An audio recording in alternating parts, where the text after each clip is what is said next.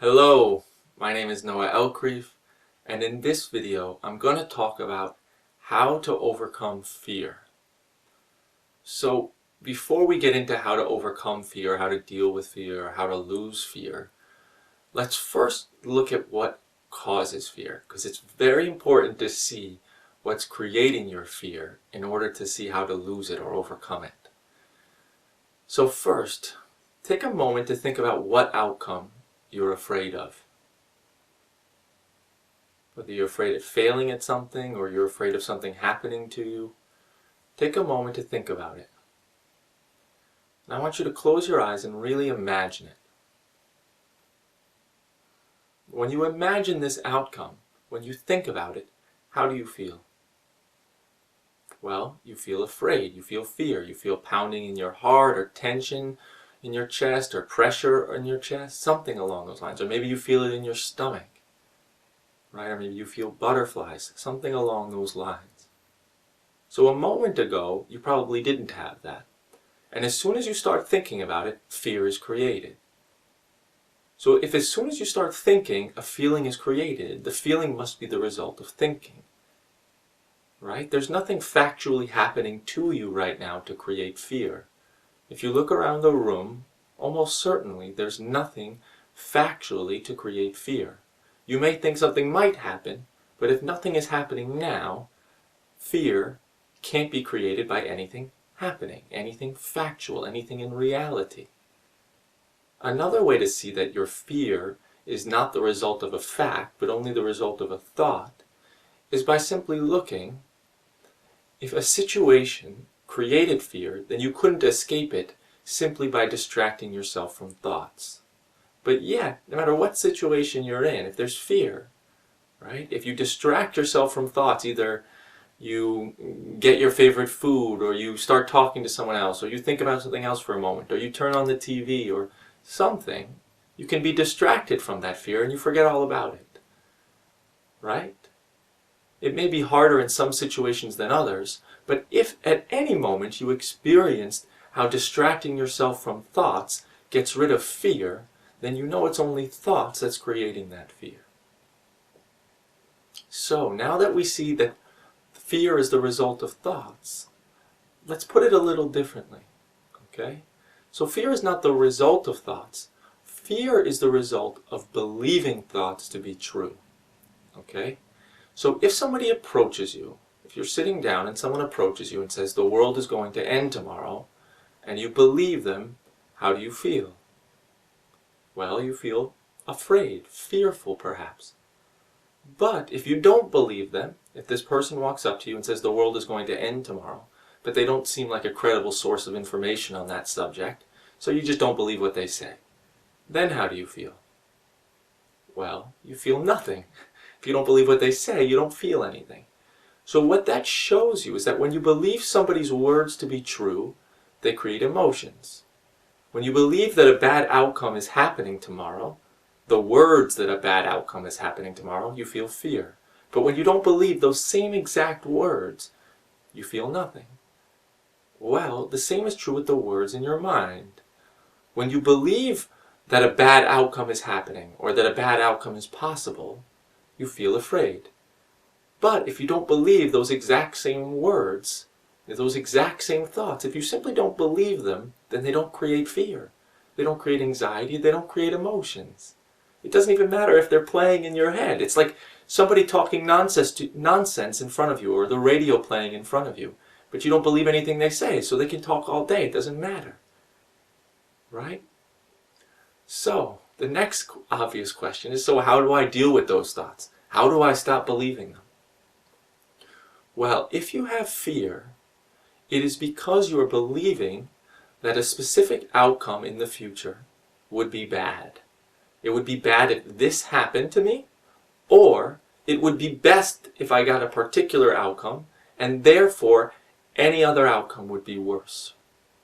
Right? So for example, if you think it would be best to get a promotion, best to pass a test, best to get the job offer after going on an interview, then you will obviously think it's worse to do poorly on the test, worse to not get the offer, worse to not get promoted.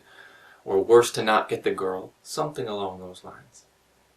So in order to lose your fear, you have to see that you don't know whether a particular outcome is good or bad for your life. Okay? Well, there's two ways. So one is to see whether you don't know whether it's good or bad for your life.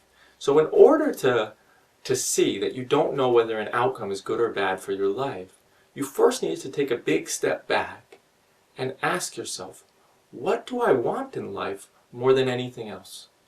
What is the number one most important thing to me? What do I want more than anything else in life? Not my top few most important things. What is number one? If you're really willing and honest to ask yourself that question, you will discover that what you want more than anything else is peace and happiness. You might think that you want success, but the reason you want success is only because you hope it will make you happy. You may think you want to get first place on a test or a sporting event or a competition of some kind. But why do you want that? Only because you hope it will make you happy. You may think you want love, a relationship, marriage. But how do you hope to feel if you get it? Happy, at peace. All of our goals, everything that we want, everything that we're afraid of failing on, we only want to make us happy. It is not the goal in and of itself to get success, relationship, win the competition. That's not the goal. That is the means. You see, if you want ice cream, you don't want ice cream. You want the feeling ice cream will give you. You don't want to pass the test. You don't want to win the competition. You want the feeling you hope it will give you. And the way to verify that for yourself, instead of just believing me, because I don't want you to believe me that that's the case, I want you to discover that for yourself. So the way to discover that for yourself is to ask yourself the question, if there was two possible scenarios, achieve the goal that you want, but be unhappy, right? Be sad, hurt, worried about others' opinions, have anxiety about the future, have judgments, insecurities. Everything that you have now, if you achieve your goal, you will still have it. Or not achieve your goal and live with incredible sense of peace and freedom. Which would you choose? I'm not saying those are your two options. I'm saying if those were the two options, which would you choose? Achieve your goal and be unhappy, or not achieve your goal and be happy? Well, if you're being honest, if you're open enough, you will probably discover, that you would rather be happy and not achieve your goal than achieve your goal and be unhappy. You may think that scenario is impossible. You may think that you couldn't be happy if you didn't achieve your goal, and that you couldn't be unhappy if you achieved your goal. But it's very important to recognize what you want most in life. Because if you don't realize that what you want more than anything else is peace and happiness, then you're constantly going to be thinking about things that have nothing to do with your peace and happiness. Okay, so if you want peace and happiness more than anything else, which is almost certainly the case, then whatever outcome you're afraid of not getting, just ask yourself, do I know that this outcome would make me happier than that outcome? You may think that getting a particular outcome would be good or best for your life, but that's only because you believe it will make you happy. So how do you know that this outcome will make you happy? How do you know that getting the girl, getting the promotion, getting the job, getting a winner's medal will make you happy? If you achieve whatever you want, you're still going to have all the same worries about others' opinions, shame about yourself, insecurity about your personality, your looks, judgments, anger, problems in your relationship, problems in your job, everything else that you currently have. And you never had it, so how do you know you'll even like it? Can you think of some bad possible effects that could come from achieving your goal? Of course you can, right? So when we create an idea that a specific outcome would be best, then we fear every alternative.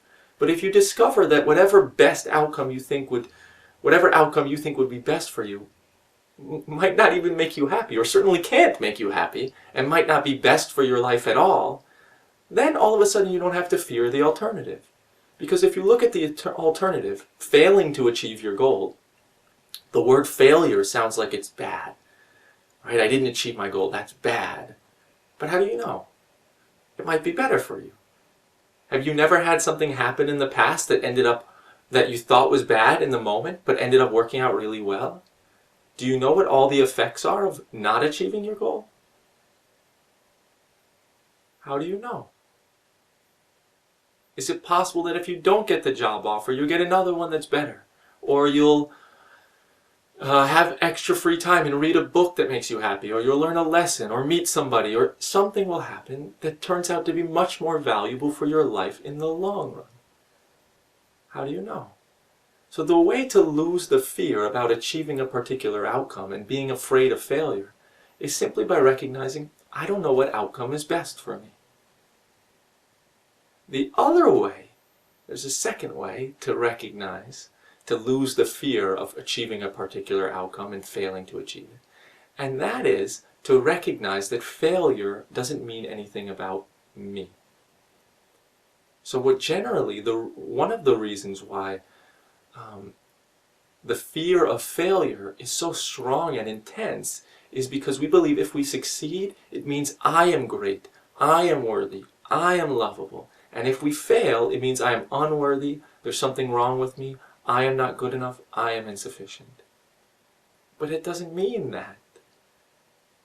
If you succeed on a job interview, maybe you just got the right interviewer. It was a good fit. Or maybe he was happy that day because something else happened in his life. Or maybe they asked you the one question you knew the answer to. And if you don't pass the interview, maybe the guy just got into a car accident who was interviewing you, was in a bad mood. Or you were wearing a tie that he hated and he just felt like getting you. Whatever happens, or if you meet a girl and you're scared of getting rejected by her, she might like blondes and you're a brunette. Does that mean there's something wrong with you? She might like shy when you're outgoing, or the other way around. She might like somebody who's successful instead of giving to society or working in like a nonprofit. Or she might want the other way around. She might want somebody who cares about helping the world instead of someone who's just trying to make money. No success or failure means you are great or not. It means you are worthy or not. It's just an event. It's just an outcome. It doesn't signify anything about who you are.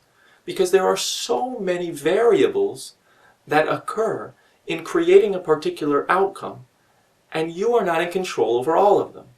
If you were the one that determined whether you got what you wanted, then you would always get what you wanted. But yet there's so many variables, right? Like I mentioned in those two examples. You have the personal preferences of the person. You have, or maybe you're going to an interview and you can't make it there on time, so you don't get the job offer. But you don't control whether you even make it there on time. There could be a car accident. There could be an emergency. There could be anything. So whatever outcome you fear, recognize, one, you don't know whether it's bad for you. You don't know whether it's bad for your life in the long run, because you don't know whether it will end up making you happy or not, since you don't know what all the effects are. And the second thing is, succeeding at anything doesn't mean you are worthy, great, lovable, or special. And failing doesn't mean you are unworthy, not special, or anything else. You have to recognize that key point in order to be free of the fear. So anytime you're feeling afraid, look, what story am I telling myself? The story is some version of it would be best if I got this, it would be bad if I got that. So then investigate whether you actually know that that is true. Okay, so that's it for how to overcome fear, how to deal with fear. If you have any questions, feel free to write it in the comments or send me a message. I hope you found it helpful, and thank you for watching.